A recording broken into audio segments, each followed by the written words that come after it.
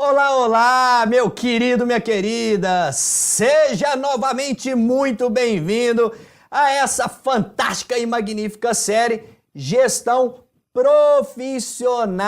Profissional em Academias. E quando falamos sobre uma gestão profissional, estamos trabalhando com uma régua altíssima, né? Uma régua de excelência. E o que nós encontramos hoje no mercado fitness, como eu já havia comentado no primeiro episódio, existem muitas boas academias, mas poucas ótimas academias. Eu sei que você está do lado daí, ou você está no percurso para se tornar um grande gestor, ou já é um grande gestor, ou toca a sua academia, o seu estúdio, as suas equipes.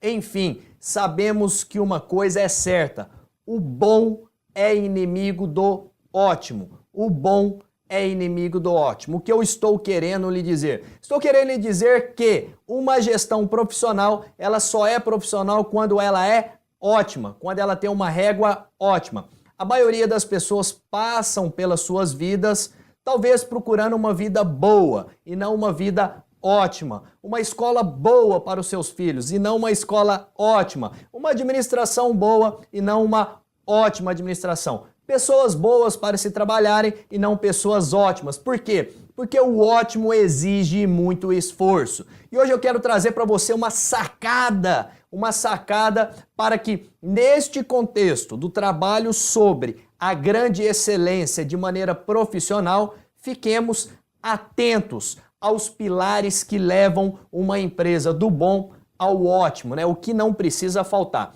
Então eu separei para você aqui um gráfico que mostra, né, na verdade, né, um gráfico de pizza que mostra uma divisão de 3 partes, né? Uma academia profissional ou uma gestão profissional, seja ela em qualquer negócio, precisa ter esses 3 itens muito bem amarrados, imbricados uns aos outros, né? Primeiro, nós temos aqui do lado o conhecimento técnico. O que diz respeito ao conhecimento técnico? O quanto que as suas equipes ou vocês que estão daí conhecem sobre o seu produto. Ou seja, se a sua equipe de musculação entende tecnicamente sobre musculação, ela está com um conhecimento excelente técnico nesta área de atuação. Se a sua equipe financeira, o departamento financeiro, sabe tecnicamente como funciona todas, né, as matérias relacionadas à gestão financeira, sim, ela está também, né, tecnicamente aparada. A sua gestão comercial, quanto que tem de conhecimento ali, né, e qual é o nível que está? A sua gestão estratégica, né, sua gestão estratégica, quanto que tem de conhecimento na sua gestão estratégica? Então perceba que para qualquer coisa que nós temos, né, ou nos propomos a fazer, precisamos entender tecnicamente, ou seja, saber verdadeiramente sobre aquele nicho, aquele vértice, aquele recorte no qual estamos propositadamente se doando, tentando extrair algum resultado através desse intelecto, dessa capacidade técnica. Mas só conhecimento técnico não funciona. Não adianta você ter seus professores muito bem tecnicamente desenvolvidos se eles não tiverem, por exemplo, métodos de trabalho, ou seja, o conhecimento sozinho não faz nada. Nós precisamos ter uma metodologia de trabalho, uma metodologia para se planejar as coisas, uma metodologia para colocar resultados em prática, uma metodologia que seria a própria cultura de maneira, né, sistematizada, alinhada, clarificada, né, aonde numa esteira as coisas vão acontecendo, tudo como o planejado. E eu até digo muito, né? Quando falamos de método, de metodologia, não estamos falando de mágica. Eu sempre volto a repetir. Esses episódios não é para falar de mágica. Simplesmente eu desenvolvi métodos de trabalho que na minha prática, nesses mais de 15 anos, administrando academias de pequeno, médio e grande porte, academias que faturavam de 60 mil e academias que chegavam a faturar 2 milhões e meio. Pode acreditar, vendimos 2 milhões e meio de plano de ginástica por mês. Não é vender arroz, feijão, gasolina, né? Vamos dizer, essa indústria, né, que vende muito. Eu tô falando de academia, plano de ginástica, 2,5 milhões. Então, me proporcionou a desenvolver uma metodologia própria para conseguir pegar todo esse conhecimento técnico e gerar muitos resultados em grande escala. Então, né, temos uma metodologia. Você deve ter a metodologia do seu programa, a sua metodologia de administração, enfim. Mas nesse contexto eu sempre vou bater na tecla desse episódio de hoje que o bom é inimigo do ótimo. Então tem que ter um método ótimo, tem que ter uma régua ótima. Ou seja, o sarrafo, a altura do sarrafo tem que ser bem desafiadora relacionada ao conhecimento técnico e à metodologia. E o terceiro ponto, as lideranças, que não pode faltar. Você com conhecimento, você com os processos, procedimentos, cultura e metodologia, se tiver os líderes, ou seja, as pessoas que fazem a coisa acontecer, o negócio flui de maneira extraordinária. Os líderes são aqueles que têm uma capacidade de execução, são visionários, entendem muito sobre pessoas. Eles não ficam só bitolados na mitocôndria, lá no século 17, na hipertrofia, não. Eles conseguem entender o complexo como um todo. Ele entende que não adianta, né, você entender tudo sobre hipertrofia se a coxa, o bíceps, o glúteo não chegar até a academia. E aí não vai acontecer nada, né? Os líderes, eles olham para a frequência dos alunos, eles conseguem analisar como que o mercado, né, está se movimentando e ao mesmo tempo quanto que os seus colaboradores precisam entender além, né, do tecnicismo para se performar como grandes, né, ou ótimos profissionais. Então eu separei para você os 3 itens ou os 3 pilares fundamentais para uma gestão profissional. Se você hoje não está atingindo os resultados que você gostaria, ou não estão satisfatórios, ou estão bons e não ótimos, ou você está com um problema de conhecimento técnico, ou com um problema de metodologia, ou com um problema de liderança. Em algum dos pontos você está falhando, né? Eu até brinco muito que não precisa planejar tudo, apenas planejar aquilo que é certo, aquilo que é adequado. Isso está tudo dentro de uma metodologia. E quando pegamos esse conhecimento específico, essa metodologia e essa liderança, eu trago para você o sistema, né, de metas, o sistema de metas que toda academia profissional precisa ter implantado, isso mesmo, ter. Não significa que esse sistema esteja atuando de maneira ótima, mas é obrigatório ter um sistema de metas. Por quê? Se não existe metas, não existe gerenciamento e ponto.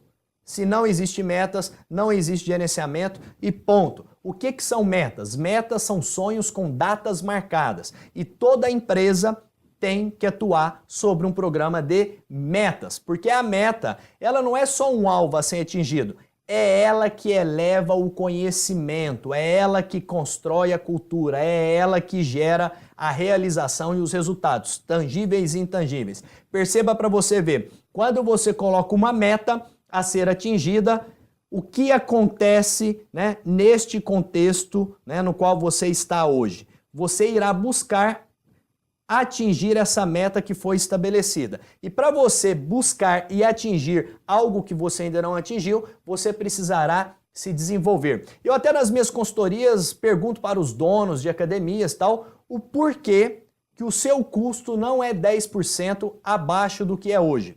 O porquê que o seu custo não é 10% abaixo do que é hoje. Eles ficam me olhando e falam, não sei, professor. Eu falo, pois é, não é 10% abaixo do que é hoje porque você não sabe fazer. E não é porque você ignorou algo, é porque é um problema de conhecimento. O fato de não saber fazer faz com que você não tenha uma meta, ou seja, o seu custo 10% a menos, que foi o exemplo que eu fiz aqui para você, um recorte. Ou seja, o problema é de conhecimento. E as metas servem para alavancar os conhecimentos. Então, para você atingir aquilo que você não atingiu, você precisa aprender, se desenvolver e chegar no patamar que foi estabelecido. Compreendeu? Então, uma meta não é só meta, tem que colocar número, bater, nada disso. A meta puxa o conhecimento, o desenvolvimento, porque aí fica o como eu vou fazer isso, como eu vou atingir isso, como que, né, eu vou chegar até a execução dessa estratégia. E todos os departamentos precisam ter metas. Ah, mas eu sou dono do meu estúdio, precisa ter as metas. Ah, eu sou autônomo, precisa ter metas. Ah, eu trabalho em grandes redes, precisam ter metas.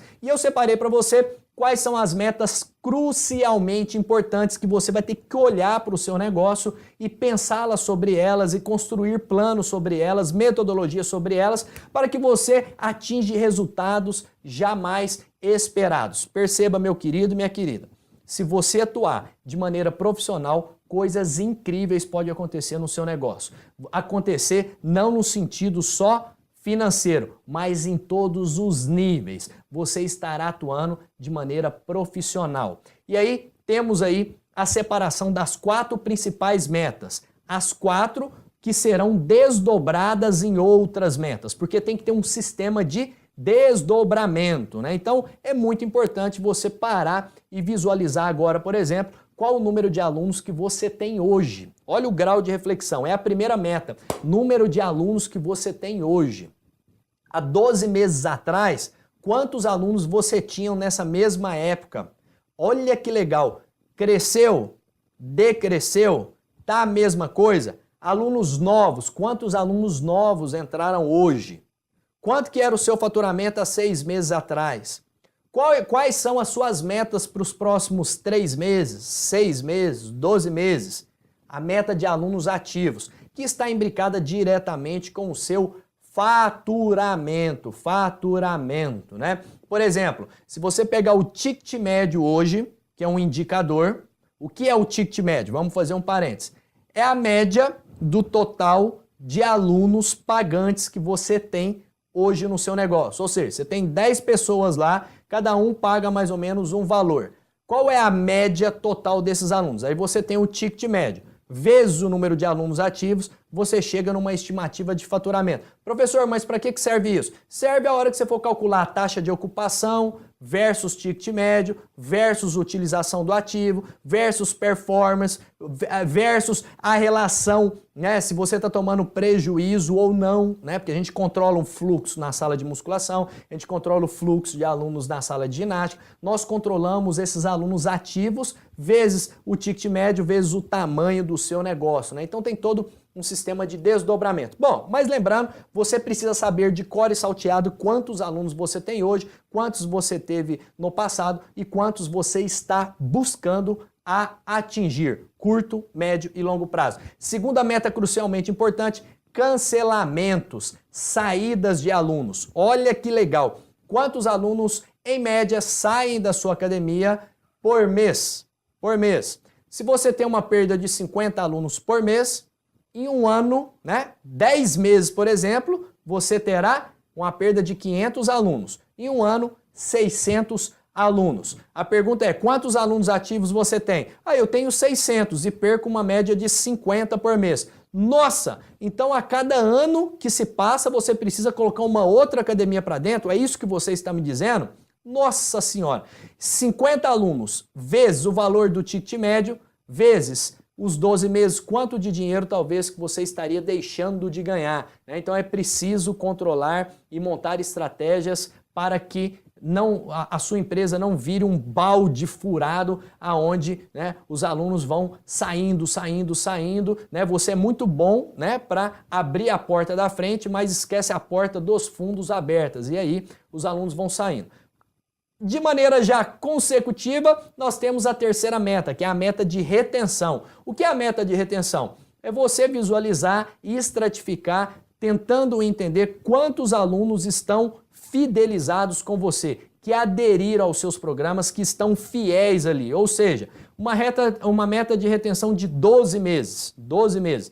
Que seriam assim, ó, a cada 10 alunos que entram com você, 12 meses depois, quantos ficam com você? Ou seja, se entrar em janeiro do ano que vem, dos 10 novos que entraram, quantos ficaram? Ah, só 5. Então você tem, né, 50% aí de retenção. E as metas de retenção devem ser controladas trimestralmente, semestralmente, anualmente, retenção por faixa etária, se você trabalha com criança, adolescente, adulto e idoso, cada faixa etária tem o seu sistema de retenção. Sabemos que os idosos, a taxa de retenção é maior do que dos adolescentes, então é preciso também controlar, desdobrar e ter um aspecto, né, vamos dizer, profissional sobre esse vértice da número de alunos ativos, cancelamento e retenção, aí você começa a perceber que está tudo muito linkado, está tudo muito linkado. Ó, é simples, mas não é fácil. É simples, mas não é fácil.